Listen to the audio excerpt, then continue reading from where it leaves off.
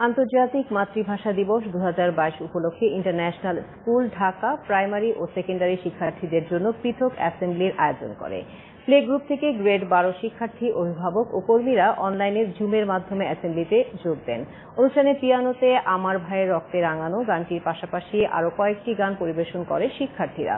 International school ঢাকার পরিচালক Thomas van ডের উইলেনের সমাপনী বক্তব্যের মাধ্যমে অ্যাসেম্বলিটি শেষ হয়।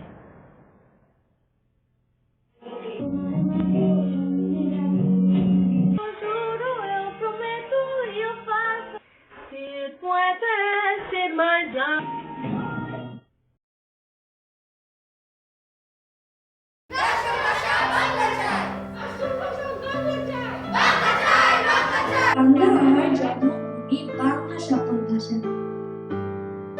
যারা প্রাণ দিয়েছে ওখানে পলাশপুরের মকবুল আহমেদের পুঁথির জন্য আমি এখন বাংলায় কথা বলতে পারি।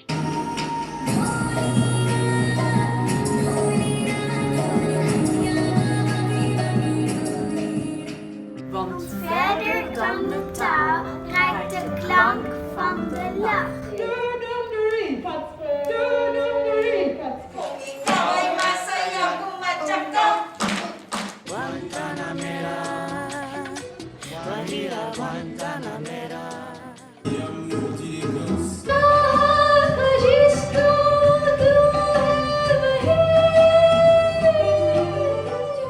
Aku bisa membantu banyak orang.